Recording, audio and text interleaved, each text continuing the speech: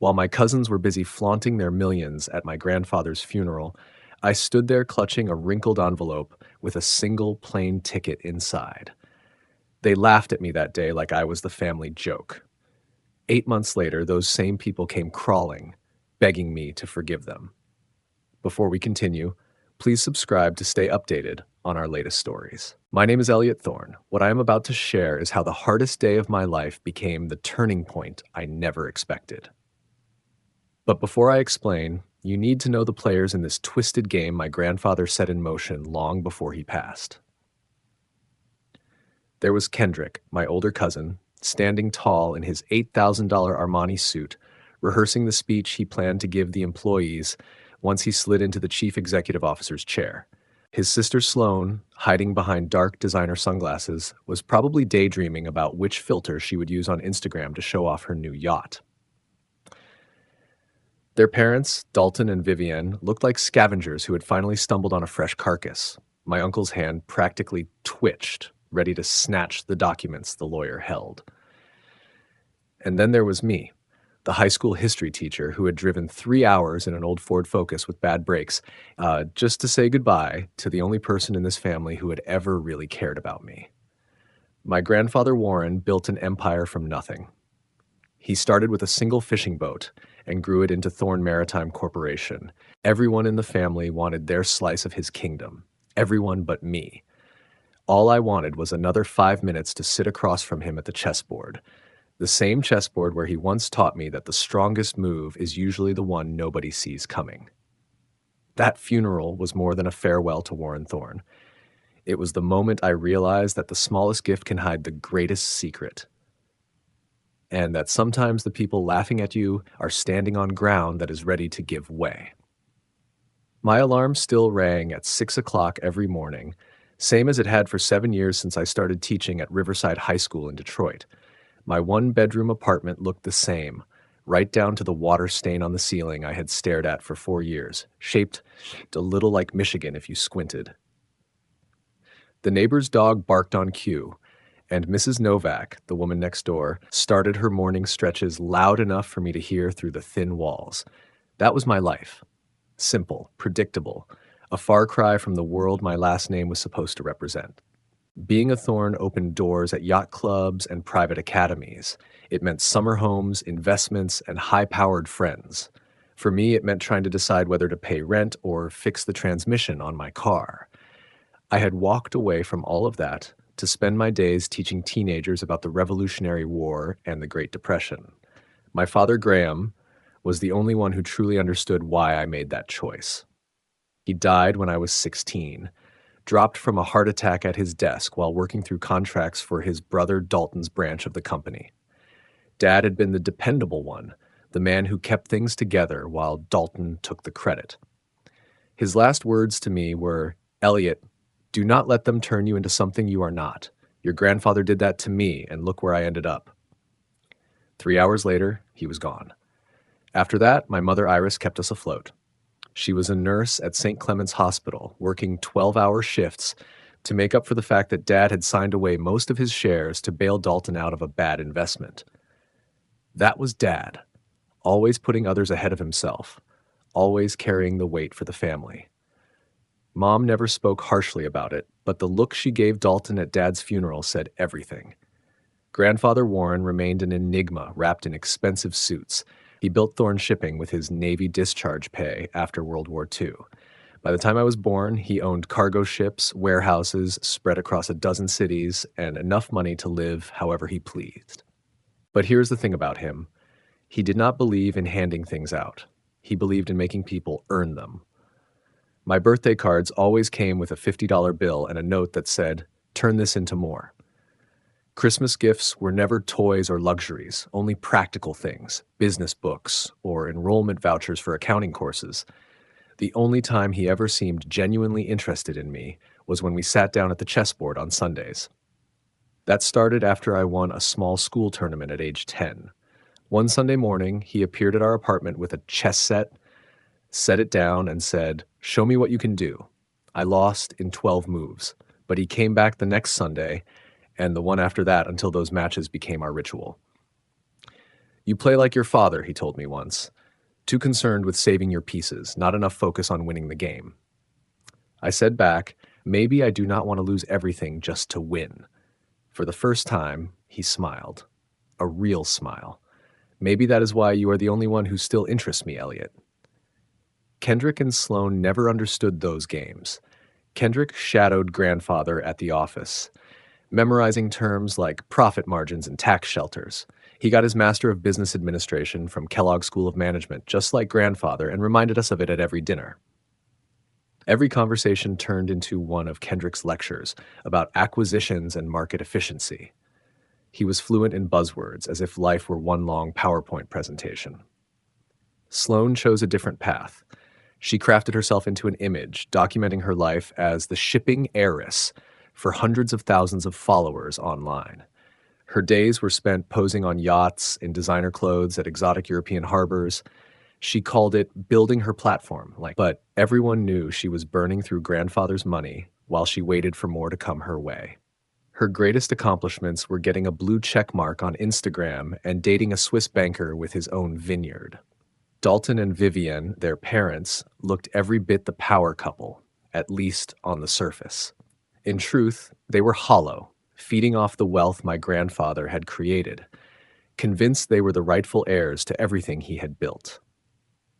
Dalton had managed to climb into the role of chief financial officer at Thorne Shipping, though everyone knew his assistant carried most of the real weight. Vivienne, on the other hand, filled her days with charity galas. She was not there to champion any cause. She was there because she liked seeing her photo printed in the society pages. Their mansion was so oversized, they needed an intercom system just to call each other from room to room. And then there was me. I spent my days teaching 37 restless teenagers about the Constitution, grading essays at a kitchen table I had picked up at a garage sale. As small as my life might have looked next to theirs, I felt a kind of satisfaction none of them could even begin to understand. That was the world I knew before the funeral, before the envelope, before everything flipped upside down. Back then, I thought I understood who I was and where I stood. Turns out, I had been paying attention to the wrong pieces on the chessboard all along. That October afternoon, the Laurelwood Country Club felt like a trap. Grandfather Warren had insisted his will be read in the very oak-paneled room where he had sealed his biggest business deals over brandy and cigars. The long mahogany table gleamed like a dark mirror, reflecting our faces back at us. I watched Kendrick fiddle with his Rolex for the third time in 5 minutes. We had just come from the cemetery, where the autumn rain had turned the burial into a mud bath. Vivienne had spent the entire car ride complaining about the state of her shoes. "Before we begin," said Mr. Quinlan, the family lawyer, he pushed his wire-rimmed glasses up the bridge of his nose and cleared his throat. "I want you all to understand, Warren was very clear about these instructions. He reviewed this will just a week before he passed." Dalton leaned forward, his knuckles white with eagerness. "We understand, Quinlan. Warren and I discussed the succession plan many times." That was a flat-out lie. Everyone in that room knew grandfather never talked business outside the office. He certainly never promised Dalton anything. But Dalton had been telling anyone who would listen that he was the next chief executive officer, with Kendrick at his side, and that the Thorne legacy would be secure under their watch. "Let us proceed, then," Quinlan said, opening a leather folder. "To my eldest son, Dalton Thorne, and his wife, Vivienne, I leave the estate in Montauk and the investment portfolio contained in account ending in 632. Vivienne clutched Dalton's arm so tightly her diamond bracelet caught the light. "Montauk House! Oh, Dalton, he remembered how much we loved it there." Quinlan kept reading. "To my grandson, Kendrick Thorne, I leave Thorne Maritime Corporation and all of its operational assets with the requirement that current employment levels be maintained for at least 1 year." Kendrick shot out of his chair so fast, it screeched across the floor. "I knew it. Grandfather, I will not let you down." His phone was already in his hand, and I had no doubt he was updating his LinkedIn profile to reflect his new title. "To my granddaughter, Sloan Thorne, I leave the Manhattan penthouse on Sutton Place and the yacht Meridian, currently moored in Kennebunkport." Sloan shrieked like she had just won the lottery. "The penthouse! Oh my God, do you even know what that is worth? And the yacht? My followers are going to lose their minds. Then Quinlan turned toward me. There was something in his eyes, almost pity. And to my grandson, Elliot Thorne, I leave this. He pulled out a small white envelope, corners bent and edges worn, my name written in grandfather's shaky script. The silence in the room lasted about 2 seconds before Kendrick broke it with laughter. Are you serious? An envelope? That is it? My heart was pounding, but my hands stayed steady as I took it. The envelope felt weightless, fragile. Inside was a single plain ticket. Bordeaux. One way. Departure in 48 hours. Let me see that. Kendrick snatched it from my hand before I could stop him. A coach ticket? Oh, this is priceless. The teacher gets a vacation. Sloane had her phone up, already recording. This is comedy gold. Elliot, your face is perfect. Do not worry. Maybe he threw in some frequent flyer miles, too. Dalton rose from his chair, straightening his tie like a man who believed he had just inherited the world. Warren always said you did not have the instincts for business, Elliot. At least he gave you something nice. Bordeaux is beautiful this time of year. Vivian added, her tone dripping with false sympathy. It is probably his way of saying goodbye, a little trip to help you grieve. Very thoughtful. In the corner, my mother finally spoke for the first time that day. Is that everything, Mr. Quinlan? That concludes the distribution of assets, Quinlan replied, closing the folder. There is, however, a personal letter for Elliot to be opened only upon his arrival in Bordeaux. A letter? Kendrick nearly doubled over with laughter. What is it going to say? Sorry you were broke? Enjoy the pizza? Kendrick, enough, Dalton cut in, though the smirk on his face said he was enjoying every second of it. Elliot chose to be a teacher. Warren respected that enough to give him this parting gift. We should all be grateful for what we have received. I looked down at the ticket again. October 16th, 4 o'clock in the afternoon arrival. Air France Flight 1847. Why Bordeaux? Why that specific day and time? Grandfather had talked about Shanghai, London, Hamburg, but never once about France. I slid the ticket back into the envelope and stood up. I guess I better pack. You're actually going? Sloane looked at me like I had lost my mind. You're really going to burn your sick days just to fly to Bordeaux for no reason? My grandfather gave me a ticket, I said, looking each of them in the eye. The least I can do is use it. Dalton shook his head slowly, lips curling in that smug way of his. Sentimental fool, just like your father. Graham never understood that emotion has no place in business. Right then, I knew I was stepping onto that plane. Because Dalton was dead wrong about my dad, dead wrong about me, and maybe, just maybe, dead wrong about what my grandfather had truly left behind. That thin ticket barely weighed a thing, yet it pressed heavier in my pocket than all the millions my cousins had just inherited. As I walked out of the country club, their laughter trailing me into the parking lot, I thought of grandfather's last words during our final chess game. The best moves, Elliot, are the ones your opponent never even sees coming. The rain had finally stopped. A sliver of sun broke through the clouds. For the first time that day, I felt something shift. That night, I sat at my old kitchen table, staring at the ticket while my laptop screen glowed with the cold truth. My bank account balance, $2,153.47. Rent was due in 5 days. My car's brakes were shot. I had a stack of 43 Civil War essays waiting to be graded. Every logical thought told me this trip was reckless, maybe even stupid. But then I remembered grandfather's face during our last chess game, just 2 weeks before he passed. He had seemed different that day, softer somehow, like he had finally stopped playing a part he had worn for decades. He moved his knight in a way I had never seen before and asked, Elliot, what do you know about trust? It's earned, not given, I had answered, the lesson he had drilled into all of us. No, boy, he said, shaking his head. Real trust is knowing when to follow even if you do not understand why. Your father knew that. He trusted me with something once, something precious, and I failed him. But you, Elliot, you're different. You never wanted anything from me. I never have, I told him. I know. And that's why when the time comes, you'll trust me, even when everyone else thinks you're a fool. Now, with that ticket in my hand, those words felt less like memory and more like instruction. I picked up the phone and called my mother. I'm going, I told her the second she answered. I knew you would. Mom said without hesitation. Your grandfather called me last month. He did not say much, just that I should support whatever choice you made after the funeral. Mom, this is crazy. I can't afford to take time off. I have responsibilities. Elliot, she said gently, your father once told me Warren was not always the man we knew. He said there was a before and an after in his father's life. We only knew the after. Maybe this is about the before. The next morning, I went to Riverside High and arranged for a substitute. Dr. Calloway, the principal, frowned at the short notice, but I had not taken a sick day in 7 years, so she gave me 3 days.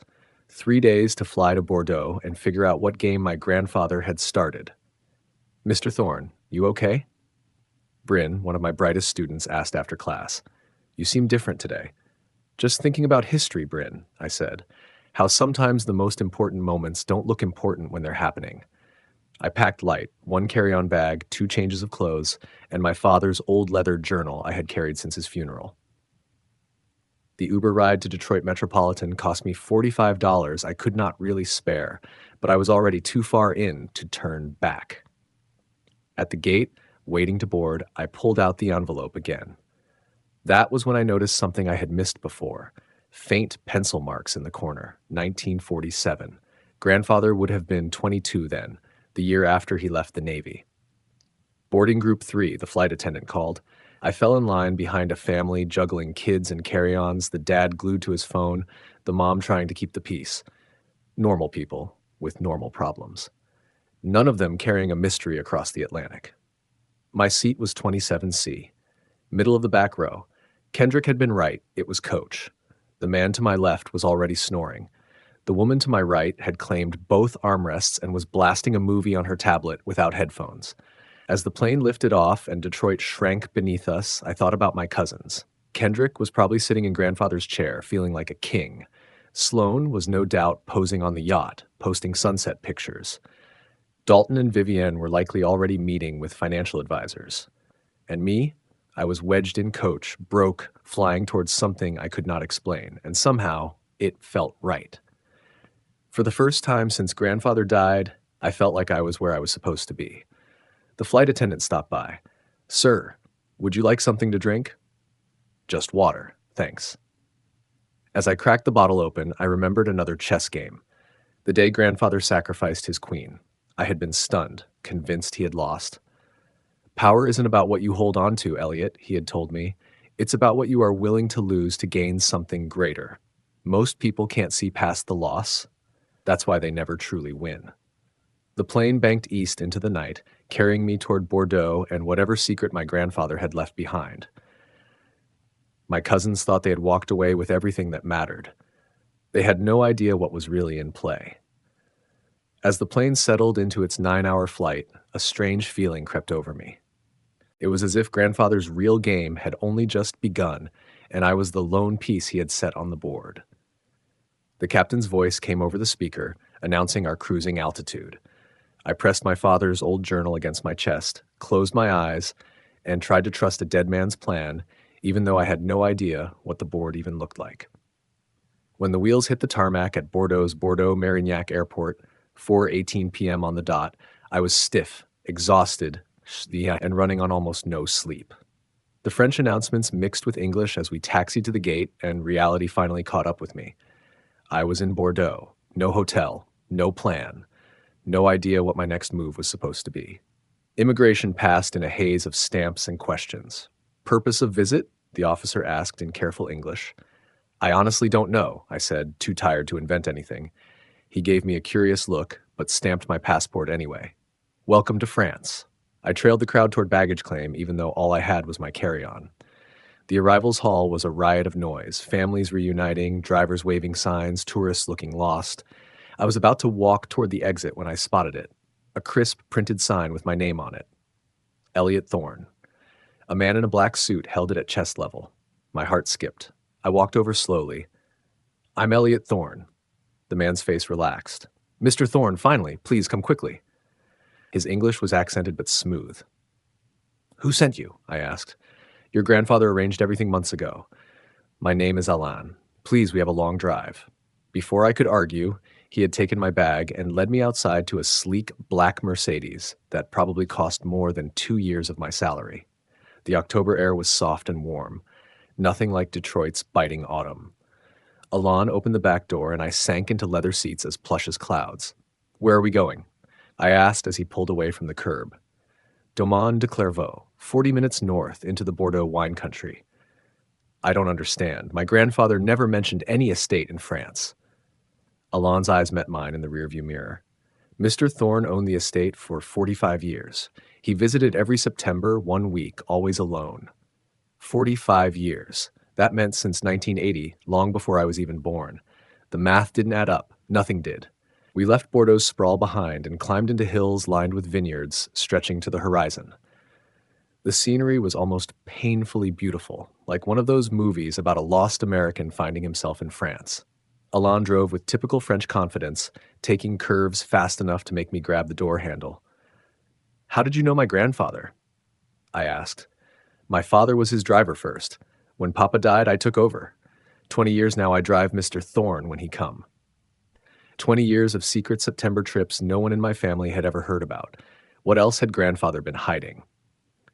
The road narrowed through a French hamlet of Saint-Macaire where old men sat outside a cafe, watching us pass. Then Alon turned onto a private lane lined with poplar trees. Electronic gates swung open automatically, revealing a domain that stole my breath. 3 stories of golden stone, terraces spilling over endless vineyards, gardens that looked painted by some Renaissance master. Alon parked in front of massive wooden doors that had probably been there for centuries. Before I could get my bearings, the doors opened. An older woman stepped out. She was elegant in a way that had nothing to do with money. Silver hair pulled into a simple bun, eyes the same cool gray as grandfather's. She walked toward me, tears sliding down her cheeks, and I already knew before Alon spoke the words that would change everything. "Elliot," he said softly, "meet your grandmother, Estelle Thorne." The world tilted under me. I grabbed the car door for balance. "That's impossible," I blurted. "My grandmother died before I was born." Estelle reached me, her hands closing over mine with surprising strength. "Your American grandmother did die, mon cher, but I am very much alive." Her English was flawless, formal, touched with music. She studied my face as if memorizing every line. "You have his eyes," she whispered, "but your father's gentle spirit. Come inside, Elliot. There is so much to tell you." Inside the domain, there was no gaudy wealth, just quiet, understated elegance. She led me to a sitting room whose walls were lined with photographs. My grandfather appeared in them again and again, young, smiling, standing in front of a small chapel, a wedding picture. He and Estelle, both barely in their 20s, radiant. "We married in 1947, Estelle said, watching me try to take it in. "Warren came to France with the Navy. After the war, he stayed to help rebuild. We met at a dance in Bordeaux. He was so handsome, so full of dreams. We started with nothing, just a few acres of vines his friends sold us for almost nothing." She poured 2 glasses of deep red wine from a crystal decanter. "This is from our domain, perpetual, we call it. Inheritance." The wine was extraordinary, rich, layered, alive. "I don't understand," I said. "Grandfather had a whole life here." "More than a life, mon cher." Estelle's eyes didn't leave mine. "He had a family. Me. Our son, Bastien. The grandchildren he never met because he chose America instead." "He left you?" I asked, my voice unsteady. "The Korean War began," Estelle said softly. "Warren felt duty-bound to return. He told me 6 months. That was the plan." There was no anger in her tone, only a kind of sadness worn smooth by time. "But while on leave, he met your American grandmother. She became pregnant with Dalton." My stomach twisted. "An honorable man would have divorced me," she went on, "but Warren could not bring himself to give up either life. So he carried both, separate, hidden." My hands were shaking. "He lived a lie." "No, Elliot." Her eyes were steady on mine. "He lived 2 truths. He loved us both in different ways." She walked over to an antique desk, pulled open a drawer, and brought out a thick folder. "The vineyard grew," she said. "It became successful. He sent money. He visited every year, but he never could choose." She set the folder down in front of me. "Until now." On the cover, Thorne Estate Holdings. $54 million in assets. "It is all yours, Elliot," Estelle said. He was clear. "Not Dalton, not Kendrick. You." The folder was packed with deeds, contracts, bank statements, proof that grandfather had built a second empire across the ocean. My head spun, but what cut deepest wasn't the papers. It was the video Estelle queued up on an old laptop. Grandfather's face filled the screen. For the first time, he looked at peace. "Elliot," he said, voice rough but steady, "if you're watching this, then you trusted me enough to get on that flight. Good. You were always the only one who understood that life is about more than money. Your cousins, they got what they wanted, the illusion of wealth. But illusions crumble. Thorn Shipping has been bleeding money for 4 years. I've buried it in the books, but Kendrick's about to inherit a sinking ship. The penthouse? 3 mortgages. The yacht? Leased. Montauk Estate? The bank owns most of it. I gave them exactly what they valued, empty prizes that glitter only on the surface." He leaned closer to the camera, his eyes sharp. "But you, Elliot, you came every Sunday just to play chess. You never asked for anything. You chose teaching over money because you wanted meaning. So I'm giving you what you never asked for: truth, family, and yes, real wealth. The vineyard produces 3 million bottles a year. The domain has been in Estelle's family for 3 centuries. Your uncle Bastien has been running things waiting for you. Your cousins Remy and Odette are good people, nothing like Kendrick and Sloan. This is your real inheritance, a family that works, land that creates, a legacy built on truth." He paused, the old fire in his eyes. "And Elliot, your next move is yours. But listen to my advice. Within a month, Kendrick will call, desperate. Be kinder to him than he was to you. That is what makes you better. Checkmate, my boy." The screen went black. Estelle placed her hand gently on my shoulder. "He spoke of you every visit," she said. "Stories about his grandson, the teacher who chose meaning over money. I spent 3 weeks in France learning everything. Uncle Bastien looked so much like my father it ached to see him. He ran the vineyard with quiet discipline, never bitter about being the hidden son. Remy and Odette welcomed me like I was a long-lost brother. They taught me the vines, the soil, the work that went into every bottle. He was different here," Odette told me one night as we walked the rows. "Lighter, laughing, with his hands in the dirt, not the hard man you knew." 23 days later, the call came. I was back in Detroit finishing upgrading when my phone rang close to midnight. "Elliot, it's Kendrick. We need to talk." His voice was stripped of arrogance. "The company's bankrupt. The accountants uncovered everything. Dad lost the house. Sloan's penthouse was foreclosed yesterday. It's all gone." "I'm sorry, Kendrick," I said quietly. "No, you're not, and you shouldn't be. We were awful to you." His voice cracked. "Grandfather left you something real, didn't he?" "Yes." "Good. You deserve it. You were the only one who actually loved him, not his money." The next day I made him an offer, managing U.S. distribution for Domaine Perpetuelle. A salary, not ownership. He agreed without hesitation. Sloan was slower to let go of her pride, but eventually she came around.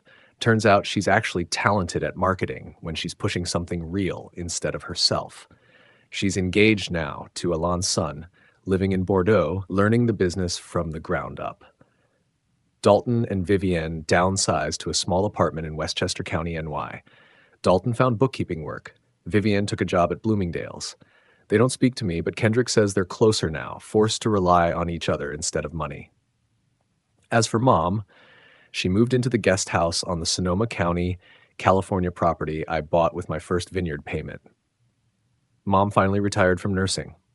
These days she spends her hours painting, something she had always dreamed of doing but never had the chance to while working double shifts.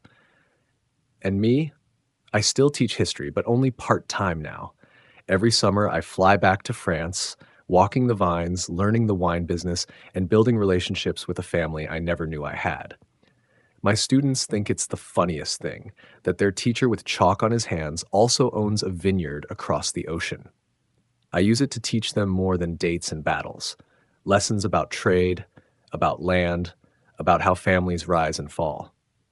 Just last week I sat at the domain with Uncle Bastien, a chessboard between us, when he leaned back and said, "Your grandfather always believed the winner isn't the one who captures the most pieces, but the one who knows which pieces truly matter." I stared at the board, then out the window at the vineyards, then up at a photograph of grandfather taken in 1947, young, proud, full of hope.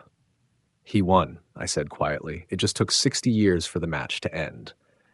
Bastien smiled and shook his head. No, Elliot, you won. You just never realized you were playing. That crumpled envelope they all mocked, it wasn't just a plane ticket. It was a doorway into my real story, where I came from, who I belong to, and what truly matters. Grandfather gave my cousins the shiny illusions they thought they wanted. He gave me what I never knew I was missing. In my Detroit apartment, there's one bottle left that he produced himself. The label reads Perpetual 2024. Underneath, in his handwriting, for Elliot, who understood that the best inheritance isn't what you're given, but what you're trusted to continue. Every Sunday, I still set up a chessboard.